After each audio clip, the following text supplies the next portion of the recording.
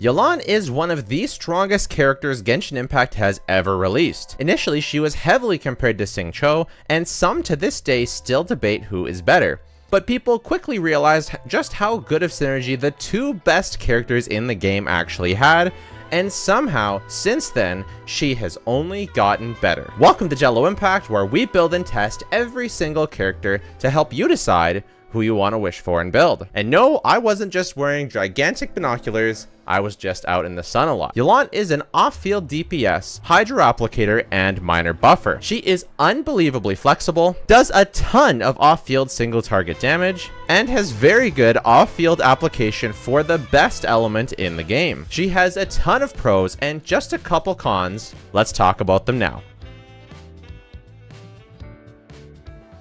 Yelan has extremely high off-field single target damage, a ton of Hydro Application, as we just said, from the best element in the game. It's tied to her burst, which applies 3 exquisite throws that each apply Hydro, all with standard ICD, but because she's applying 3, you get the 3-hit rule, and every normal coordinated attack, she will apply Hydro. She has synergy with honestly an unreasonable amount of teams, incredible synergy with Xingqiu, one of the best characters, if not the best in the game. She even has off-field buffing, as if the rest wasn't enough. She's arguably the best overworld character to use in the game, with her skill being able to traverse the overworld extremely fast. She's HP scaling, which means she can utilize different substats and some main stats for sets that other characters are using, making her a very efficient character to farm for. She's very free to play friendly with her artifacts, weapon choices, and team comps. And she's one of those characters that just gives an instant power boost to your account. You can really feel when your account has Yelan and when it doesn't. For most players, we'll talk about those later. Her HP scaling, although mostly a pro, can also be a bit of a con, as there are a bunch of buffs in the game that only affect attack,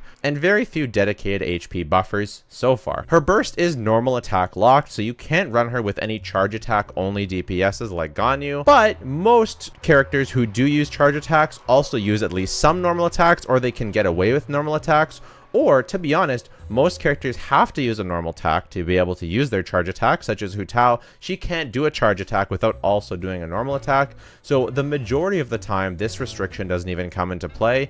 It's just with certain characters, like mostly charge shot bow users. For some accounts, she can actually be a bit redundant. If you're not using teams that want to use characters like Yelan and Xingqiu, there are teams that exist that don't really want to use them, so she's not a universal pull for every single account for all scenarios. I wouldn't say that. She's not a must pull. She's not even necessarily a power boost for every single account. But because of how many teams she does, it would be pretty safe for me to say that she would be a benefit for your account, but I can't know for sure unless I know the exact teams you're going to be running. She's also very single target locked. She doesn't apply really any AoE Hydro except for her skill and her burst a bit on cast, but those are only when she's on field. There's no off-field AoE Hydro. And she also has very high ER requirements, which can be played around, but it is something that you have to keep in mind. Now that we have a general idea of what she's good and not good at, let's talk about her value and power level.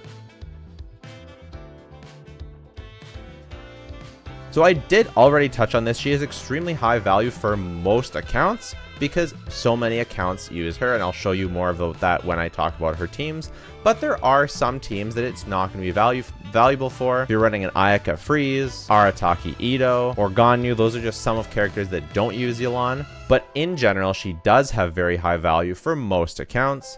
And without question, she has an extremely high power level. She does comparable DPS to very many on-field damage dealers from off-field, which is honestly ridiculous and should frankly be illegal. She's great for new players and old players alike, and I know I'm just going to address the elephant in the room. Is she still a valuable pull with new Valette, almost definitely going to be a Hydro character, and the Archon Fulsalor coming out very, very soon? Is Yelan going to be redundant? I can say without question that she will still be a very powerful character after Fontaine. Her kit is just too good. There's no possible way to make her and Xingqiu not good anymore. Could the new characters completely power creep her? I guess, but I find it very unlikely. I would guess that the new characters will be above her in the context of Fontaine, because we have these new Uja and Numa mechanics, and these characters are going to be very valuable at dealing with those types of enemies. But for the most part, I expect that mechanic to mostly go away after Fontaine. It will still be there, obviously. We do get monsters from previous versions, but by then but a universal character and extremely powerful one like Yelan will most likely still be extremely strong, even if she's not the top dog anymore, which I still think she has a good chance to be or not to be. Personally, I expect Nouvellette and Focalors or Furina to occupy completely different roles than Yelan. I don't expect them to directly power creeper. Maybe they'll be off field and apply AoE. Maybe they'll be on field. Maybe they'll enable mono hydro. I expect them to do something different. Maybe they'll do hydro shielding. I don't expect them to fulfill the same role as Yelan. And I think Hoyoverse is banking on this indecision that we're going through. Do I get her now? Do I wait and see the Archon and Nouvellette?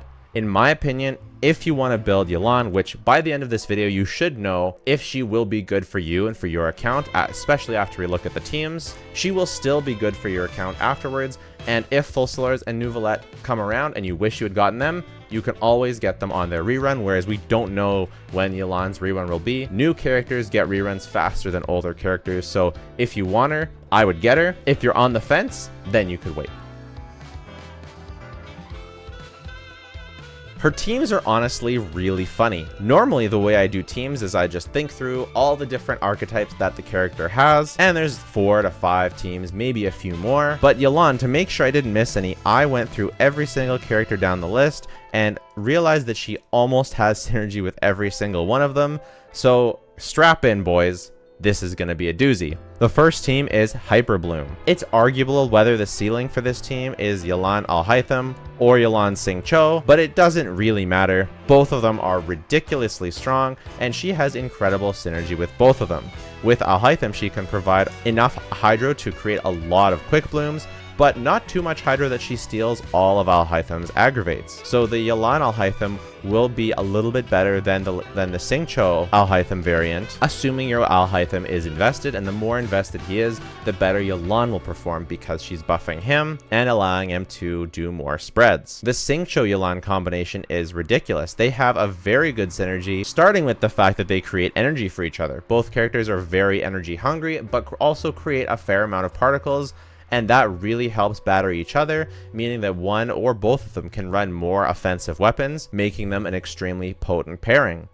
In addition, Xingqiu's Constellations provide reduction to hydro resistances, meaning that they have additional synergy doing damage together, on top of the fact that both of them do ridiculous off-field hydro. So overall, this team is absolutely stupid. I hate it. I hate it for how good it is. You don't always need to run Xingqiu though. You can run anything in this slot. You can run Fischl, and I won't even go down the list, but you can basically put any single character in this last slot, and as long as they don't actively ruin the comp, you are going to do amazing. The next one she enables is Vaporize. Now, Vaporize, your mileage may vary, and you may have to be a little more cognizant with your team building. When she's supporting Hu Tao, you can get away with her as the only hydro, but you have to be much more careful, such as using Kazuha and infusing his burst with hydro, so you create enough hydro for her to vape all her hits. It can be a little bit of a pain. So the better solution is just to run double hydro. And now you have 3 of the best single target damage dealers in the game, and the last slot can be anything you want. It can be Kazuha, it can be Zhongli. You can even run a different shielder like Toma or Layla or Sucrose, and you're going, or even Zhangling, or even Fischl if you need Electro. And this is going to be a really, really good team. You can also vape with units such as Yoimiya. Something like this is a really, really good team. You do have to get good at dodging, but it is very good. Or you can run Zhongli and Yunjin. You can run double hydro. You can run a lot. You can run Diluc in this spot, and you can run other vape things as well, like Yanfei. It's very, very good. You can also run her in the national team. For example, with Raiden, this is a very excellent team. It's one of my favorite variants of National. The downside is you don't get Xingqiu's defensive reduction, but you trade that for a little bit more damage, but you trade that damage for a little bit lower vaporizes off of your Zhangling. So overall, the team damage ends up being about the same as the Xingqiu version with a little bit less defense. So it's not as good, but hey, if you need your Xingqiu on the other side, or if you just don't want to use Xingqiu, then this team is excellent. You can also just splash her into any team that you need Hydro in. So for example, the Current Abyss, you've got the Hydro Lector, or the Pyro Lector, so you need Hydro. Adding her into some other team is really good. You can kind of use her in a Freeze team, but I kind of hate it, so I don't really recommend it. Freeze is generally a much better AoE reaction, and she's not that good in AoE. I do like her in Nilou teams, especially when you do get her C1. I know I don't use Constellations, but I do happen to have a C1 Yelan. I don't use it, and in all the showcases in this that you're seeing in the background, I don't use it except for in my Nilou showcase. And even then, I'm not even sure if I did on that one. But basically with this team, you're going to use Nahida as the on-field character so you can apply enough Dendro, and Yelan is just going to do a really good job shoring up your single target damage, meaning that this is a good sort of hybrid team. It doesn't do as much AoE damage as a double Dendro variant, but usually you can get away with that if you need to run this in a boss. And if you want to be absolutely psychotic, you can run double Hydro, but this you're going to die from your own blooms, so that I do not recommend this. But if you are strictly playing in single target, you can get away with something like this. But it's really weird because the AoE Dendro is just not that good. You do have to use Baiju on field in this team, or else you're going to not do anything. You can use her in a flex slot for Eula teams. This is a bit scary because you need a lot more ER on Eula. I don't super recommend this team, but I have used it actually, and I've used it mostly when with my C1 Yelan, because she just creates that many more energy particles, and I still run her on Favonius so she can help batter Eula. If she's at C0, it can be tough to make this team work because it's so energy hungry. You can use her in Mono Hydro, a really good team, especially with Ayato. You're trading some defensive utility. You don't really have any defense except for Xingqiu in this team, so you have to play really well, but it is very strong. And you can use double Hydro. We've already talked about the synergy in a flex slot with Ning Wang and Zhongli as the last one. And you can just put anything on either side. Before Dendro came out, I used this team, and it was essentially the only team that I could actually 36-star the Abyss with Keqing with. So double Hydro is really insane. Whew, now that we've gone through all of our teams, and probably not even all of them, you can list more in the comments. Let me know what your favorite Yelan team is. Let's talk about how to build her. Starting with her level, it is good to get her to level 90 because she does scale off HP. Normally when a character scales off of base attack, a good portion of their base attack comes from their weapons, so you get not as much returns from leveling up their level, and so you don't get as much attack relatively. But because HP, you get a lot more HP from leveling up than you do attack, and all of your damage from your HP comes from your max HP, it is more worth it to level 90 her. It's not urgent. I would definitely recommend taking your animal units or your Dendro units or your Electro units that are used in Dendro comps or your Nilou units to level 90 first. But if you are going to use her in Nilou or just in general, it is good to get her level 90 eventually, but it's definitely not a rush.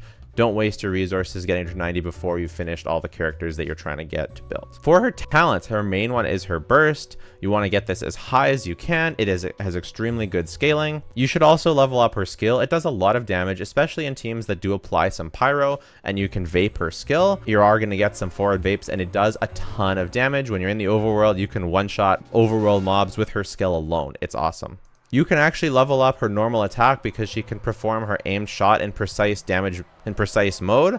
It is a really fun and cool gimmick that she has to make her charge shot more useful. It charges super quick if the passive is activated. I just haven't done it because I'm very conscious of the resources I have in my account, and it's not always optimal. It's usually optimal to do it, but she does so good without it that I don't bother because it's a lot of investment just for one shot here and there. But if you're a Yelan simp, or if you're just trying to absolutely min-max, then you should level up her normal attack as well. It's not for the actual normal attacks for themselves, it's for the breakthrough barb where you have this super fast charging charge attack. For her weapons, this is where I see people get tripped up a lot. If you are not C1, you should almost always be running the Favonius Warbow. Favonius is so broken and she needs the ER, and because you run her on Emblem, she gets value and damage from the ER as well. And if you don't have her burst up, then you don't do any damage at all. So ER is extremely important to her. You can get away with the Elegy of the End, even at C0 as well, because it is an energy recharge substat, and because it gives a team-wide buff, and actually a lot of energy recharge. Sorry, you can always run this energy recharge at C0. You just might need a little bit more in your substats. If you have this, this is going to be her best weapon at C0. But if you don't worry, because the Favonius is so good, and giving energy to your team is extremely valuable too. Some teams it'll be even more valuable than this buff. It is in fact to the point that on a lot of teams this will be even better than her signature weapon, which is the biggest mistake I see,